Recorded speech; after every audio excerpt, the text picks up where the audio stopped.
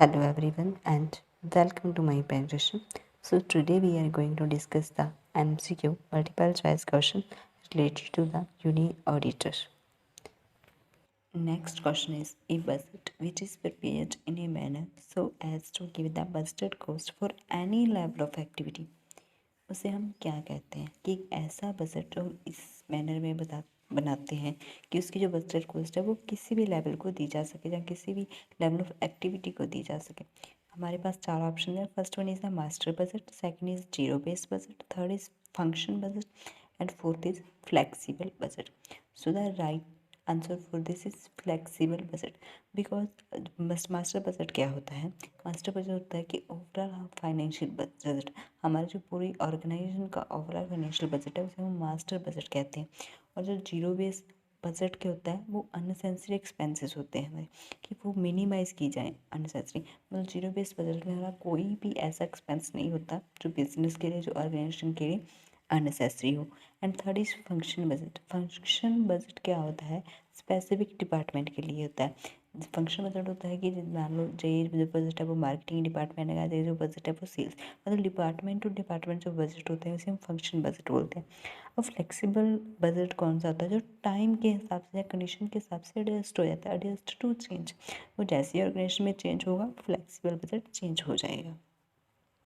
Next question is, in process of costing, if an abnormal loss arises, the process account is generally। इसका मतलब क्या है कि जब अब नॉर्मल लॉस अराइज होता है और हम उसकी एंट्री पास करते हैं तो प्रोसेस अकाउंट की हम क्या, प्रोसेस के अकाउंट को हम क्रेडिट करते हैं या डेबिट करते हैं और किस वैल्यू के साथ करते हैं? तो ऑप्शन है हमारे पास। First is the debit with the scrap value of abnormal loss units, and debit with the full production cost of abnormal loss units, and credit with the scrap value of abnormal loss unit, and fourth option is the credit with the full production cost of the abnormal loss unit। सबसे पहले हम general entry देख लेते हैं कि हम general entry क्या पास करें। जनरल एंट्री हम तब क्या पास करेंगे कि अब normal loss account debit, credit, process account. So the right option क्या है? क्रेडिट होगा। अब वैल्यू कौन सी होगी? क्योंकि क्रेडिट हमारे पास दो ऑप्शन है, एक तो है कि scrap value abnormal loss की या फिर full production cost of abnormal loss. Of course full production cost, क्योंकि स्क्रैप वैल्यू थोड़ी क्रेडिट करेंगे ना हम।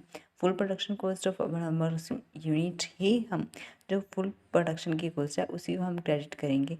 सो the right option for this question is D, credit with the, की प्रोसेस अकाउंट को हम क्रेडिट करेंगे, किसके साथ करेंगे? With the full production cost of the abnormal loss units.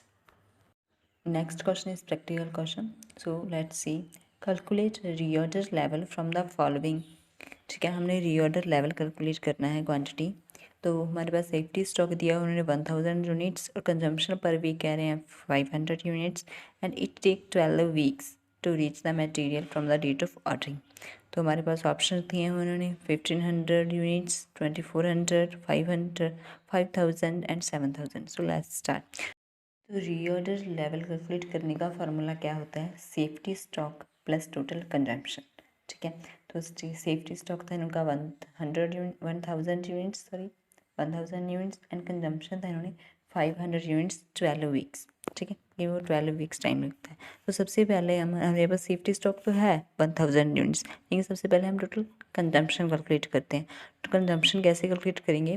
जो 500 यूनिट्स हैं उनको 12 वीक से मल्टीप्लाई करेंगे तो हमारे पास कंजम्पशन आ जाएगा टोटल 6000। ठीक है, तो अब हम रीऑर्डर क्वांटिटी लेवल का फार्मूला अप्लाई करेंगे। Safety stock is 1000 and total consumption is 6000। So our reorder level is 7000. So the right option is G, 7000. Select which of the following statement is correct। हमारे पास कुछ statements दी हुई हैं, हमें देखना है कि उनमें से कौन सी स्टेटमेंट करेक्ट है। तो first is the capital budget decision largely depend on the cost of capital of each source. कि जो कैपिटल बजट डिसीजन है वो ज़्यादातर कॉस्ट ऑफ कैपिटल पे डिपेंड करता है। ऑफकोर्स जो पूरा कैपिटल बजट है वो डिपेंड ही हमारी कॉस्ट पे करता है, तो कॉस्ट ऑफ कैपिटल। तो फर्स्ट स्टेटमेंट क्या है? राइट है। Second, capital structure is a mix of और proportion of different kinds of short term security। जहाँ तक तो ठीक था कि कैपिटल स्ट्रक्चर है वो मिक्स है, जहाँ प्रपोर्शन है डिफरेंट काइंड्स का, लेकिन आगे इन्होंने लिख दिया शॉर्ट टर्म सिक्योरिटीज़ का नहीं, that is the long term जो हमारी फंड्स होते हैं उनका वो मिक्सड, उनका वो प्रपोर्शन होता है। तो सेकंड स्टेटमेंट क्या है, wrong. And third is the cost of capital help to evaluate the financial performance of the company. जो हमारी कॉस्ट ऑफ कैपिटल है वो हमारी फाइनेंशियल परफॉर्मेंस को एवेल्यूएट करने में हेल्प करती हैं। Of course it is the right. And fourth is the as per approach the cost of equity is equal to capitalisation rate of equity minus unsystematic risk. This is wrong because approach हमें क्या बताती है कि जो company की value है और जो हमारी फाइनेंशियल चॉइसेस हैं उनके बीच में क्या डिफरेंस है, उनके बीच में क्या रिलेशनशिप है। उन अप्रोच कैपिटल स्ट्रक्चर के बारे में बात करती है। तो वो ये कहाँ से आ गया, equity is equal to capitalisation rate of T minus unsystematic risk. तो वो फंड्स के बारे में, हमारे लॉन्ग टर्म जो कैपिटल स्ट्रक्चर में हम जो प्रोपोर्शन या मिक्स लेते हैं वो उनके बारे में बात कर रही है। तो अगर वो मिक्स या प्रोपोर्शन हम चेंज करते हैं या जे करते हैं या ऐसे करते हैं 1:2 रखते हैं, 2:3 रखते हैं, वो हम कैसे मिक्स रखते हैं, कैसे किस प्रपोर्शन में रखते हैं, उसका इफेक्ट क्या पड़ता है हमारी कंपनी की वैल्यू पे, वो हमें अप्रोच बताता है। तो राइट कौन सा हो गया, फर्स्ट और थर्ड इज़ द राइट कि जो कैपिटल बजट की डिसीजंस हैं वो कॉस्ट ऑफ कैपिटल पे डिपेंड करते हैं, और जो हमारी कॉस्ट ऑफ कैपिटल है वो हेल्प करती है फाइनेंशियल परफॉर्मेंस को देखने में। ठीक है, तो right option for this question is first and third is the correct statement. Which of the following indicate short term liquidity of business. हमारे पास 4 रेशोज दिए हैं ऑप्शंस में, उनमें से कौन सा ऐसा रेशो है जो हमें शॉर्ट टर्म लिक्विडिटी के बारे में बताता है। तो first is the inventory turnover ratio. Inventory turnover ratio में क्या बताता है कि how many times company inventory solid and replace within a specified period. ठीक है। Second is acid test ratio. Acid test ratio को हम क्विक रेशियो के नाम से भी जानते हैं, और ये हमें क्या बताता है कि company meet short term liability, कि कंपनी की कितनी कैपेसिटी है कि वो अपने शॉर्ट टर्म लायबिलिटी से को मीट कर सकती है, जहाँ कम्पिटिट कर सकती है, कंप्लीट कर सकती है। Third is the debt equity ratio. वो क्या रिफ्लेक्ट करता है कि हमारे बिजनेस की रिस्क और लीवरेज कैसी है।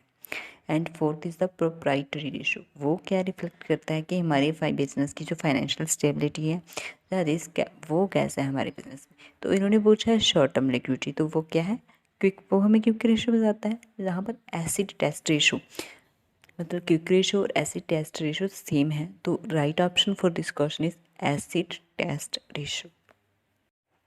विच of the following is a method of inflation accounting.